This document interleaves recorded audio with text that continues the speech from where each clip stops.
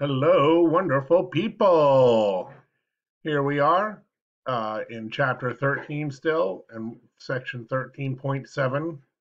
Skip the double seven. We're talking about gravitation and the fact that it is across the universe. And that was a big part of Newton's brilliance. He figured out that what you see up in the sky and in the heavens is the same stuff that's happening down here. It's far, far away, but it obeys the same physical laws. And that was a huge change in everybody's thinking. So let's just read the blurb. The formulation of the law of universal gravitation is one of the major reasons for the success in science that followed, for it provided hope that other phenomena, stuff you see in the world, phenomena of the world, might also be described by equally simple and universal laws. And once people had the idea to go look, they did. And science followed. And that's why here it is about 350 years after Newton. And we have these computers and cell phones because of what he kicked off. Oops, where's the button? Come on, button. So the Earth is round because of gravitation. Since everything attracts everything else, Earth had attracted itself together before it became solid. And once they get big enough, the sun, the moon, and the earth are all fairly spherical because they have to be. How did the solar system get started? It was because of gravity. So we had a slightly rotating ball of interstellar gas. There's the gas, contracted due to neutral gravitation. So this gas is a little thicker in this spot, and it starts to come together. And just like an ice skater who's got their hands out, and when they pull their hands in, they spin faster, there's still a spin here. And I'm going to talk more about that in a minute.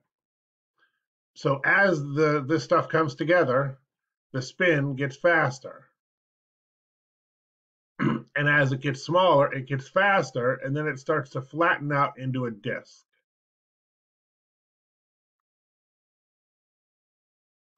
Yeah, at this point, I'm going to switch it and talk about the nebula. So, have you ever seen this nebula before? So, a nebula is just another word for a cloud in outer space. In fact, that's what the word means. It's Latin for cloud. So, uh, this nebula is a cloud of gas. It kind of looks like a skull. You see the two eyes and the big open mouth. So, they called it the flaming skull. It's got the flame behind it. Here's the Carina Nebula, and it takes a long time to get these colors right in the picture. So don't think that this is a highly professional picture here. I did not do this in my backyard, not even close. So you can see how this cloud is kind of moving in that direction, right? Here's the Crab Nebula. This is famous because it's under 1,000 years old, and there are people in China, there are people in Europe, and there are even people in the Americas who saw this happen 1,000 years ago and took some kind of notes about it. And 1,000 years later, we saw these notes, and eventually they figured out what the note was talking about. They saw a brand new star in the sky. It lasted for several weeks, a few months, and then you couldn't see it anymore. So this is a picture of it today. This this cloud would be a little bigger than a star in the sky nowadays. Oh, there's different parts of the photograph that all go together. You see the blue, the purple, and you add them all up, and that was the final picture. So there's the final picture, and this shows us going through the process of getting each different color in there to make it so nice and perfect in this picture. This is for an astronomy class where I talk more about those details. The Eagle Nebula kind of looks like the head of the bird, then the wings, right? So the star that exploded was in the middle there, and it sent all this stuff out. And after a while, this gas is just kind of floating through the galaxy. It's still a nebula. It doesn't have to be from a fresh explosion like this one is. Oh, and then right, so there's the Eagle Nebula, and right here in that part of the Eagle Nebula is this picture. And this picture got to be world famous because in 1995, yes, before you were born, the wide field, this was the Hubble. This was taken by the Hubble telescope, and it's just so beautiful and amazing. It got to be world famous in 1995. And then they updated it here in 2014, show a little more detail. But what I want you to see here is that this is just a cloud moving this way. And you can see right there, there's the original cloud, and part of this cloud is getting pushed that way. And so you can really see this cloud moving this way. And so what happens, our solar system got made. Solar systems usually get made because you got a cloud going this way and a cloud going the other way, and they, or even just sitting still. One cloud runs into another cloud, birth of a star, and you get a dense spot. And once you get a dense spot, let me go back to that picture. Once you get a dense spot, like right here, this has more gravity. So it starts pulling in things from around. And this gets denser and denser. And because it has a spin, especially if you've got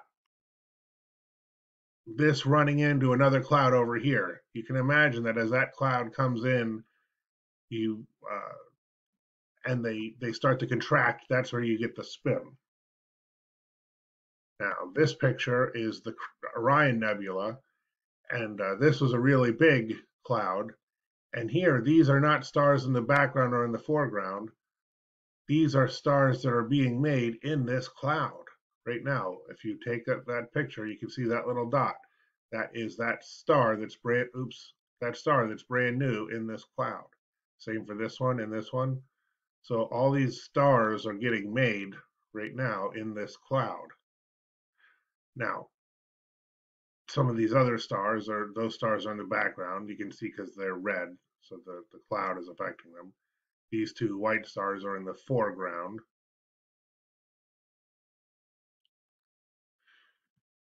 And I think that's right. That's all I wanted for that. So I talked about how we get a cloud, especially if two clouds run into each other, they get a dense spot and they start to shrink. And as they shrink, the spinning, and then you get a disk. Now, once you have a solar system, oh, and most stars have solar systems. Most stars out there have planets around it. Oh, can you hold on one second? Over the last decade or two, we've gotten really good at finding planets, and pretty much, uh, oh, I don't want to start talking about that because that could go off the deep end. So there it is, simple enough. Most stars out there have planets. It's hard for us to see them, but they're out there. So once you have, if everything pulls on everything else, then the planets must also pull on each other. So the net force that controls Jupiter is not just from the sun, but also from other planets. Now, their effect is small compared with the pull of the more massive sun, but it still shows. And the deviation of an orbiting object from its path caused by the action of an additional center of force, like Jupiter, is called a perturbation. Perturbation. It's a funny word. Perturbation. Now, we see this all the time from Jupiter. Earth, the little inner planets, Mercury, Venus, Earth, Mars, have perturbations in our orbit because as we're going around, Jupiter is pulling on us and it just pulls a little bit. So we have to take the pull of Jupiter into account if we want to figure out exactly where Earth is going to be 1 year, 1,000, a million years from now. So these perturbations are a natural part of life. So anytime we're talking about gravity, there's usually a star or a galaxy that we're talking about, the main thing, but then there are other things around and they cause these perturbations. So it's important that you know that. Now, until the middle of the last century, astronomers were puzzled by the unexplained perturbations of the planet Uranus. Uranus, not Uranus, Uranus. The source of Uranus's perturbation was uncovered in 1845 and 46 by those guys, and they figured out that there must be something out past Uranus, and that's when they discovered Neptune. So Neptune was discovered because Uranus's orbit was not what we expected, and when they figured out what was going on with orbit, they realized there must be a planet out there. So once they figured out where the planet should be, they pointed their telescope in that spot, and it was really hard to see. You had to look for a long time, but sure enough, there was Neptune. Then we're going to talk about this in like 3 minutes, just the basics. Okay, here we go. The shapes of distant galaxies provide further evidence that the law of gravity applies to larger distances. According to current scientific understanding, the universe originated and grew from an explosion of a primordial fireball 13.7 billion years ago. This is the Big Bang theory of the origin of the universe. I'm just going to leave it at that. The universe got started in a single point that was a Big Bang, and everything came flying out of there. And this got started 13.7 years ago. That's good enough for now. Now, recent evidence suggests that the universe is not only expanding, but it's accelerating outward. I'm not going to explain that in sentence. Here's what you need to know. There's an anti-gravity force that we figured out, and we call it dark energy. This makes up 73% of the mass of the universe, this dark energy that's sitting out there, and it's dark, so we can't see it. But we see the anti-gravity effect that's making the universe expand. The expansion is accelerating. So there's dark energy, and then there's also dark matter. 23% of the mass of the universe is composed of dark matter.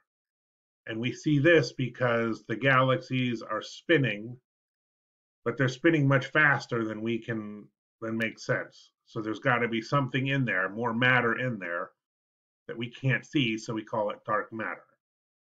Now, I could talk for hours about this because this is the very cutting edge of science. This is the stuff that people are doing research on right now, and because it's research and people are interested in it, you can find dark energy and dark matter talked about all over. You see it in newspapers, all over the internet. So I just wanted to at least hit those two topics to mention them so that you see how they connect. And how do they connect? Because of gravity. The galaxy spins too fast, so we know there's dark matter in the galaxy, and we're trying to figure out what that is.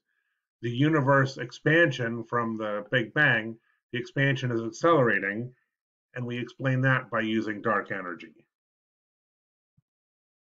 Okay. So same story there. Newton's outlook changed the world. And here's the big picture of this chapter. How did the formulation of the law of universal gravitation affect science? Once Newton got the law of universal gravitation together, it explained how things work in the sky. And nobody had ever thought they could understand how the sky works. So once they realized, oh, the stuff that's here on Earth can explain all kinds of stuff, they started looking around to explain other things that they weren't sure about. And that was the beginning of modern science. All right, I'm going to race through these questions until I run out of time. Newton determined that the pull of Earth's gravity caused both apples and,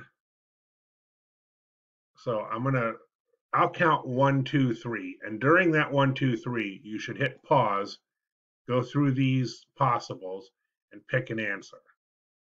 So hit pause, think about it, and then I will just give you the answer. A, the Earth's gravity causes the moon to fall towards Earth. 2, the moon falls towards Earth in the sense that it falls 1, 2, 3. C, beneath the straight line path it would take without gravity. Planets remain in orbit while falling around the sun due to their 1, 2, 3 tangential velocities. Maybe one more question. Newton did not discover gravity, for early humans discovered it whenever they fell.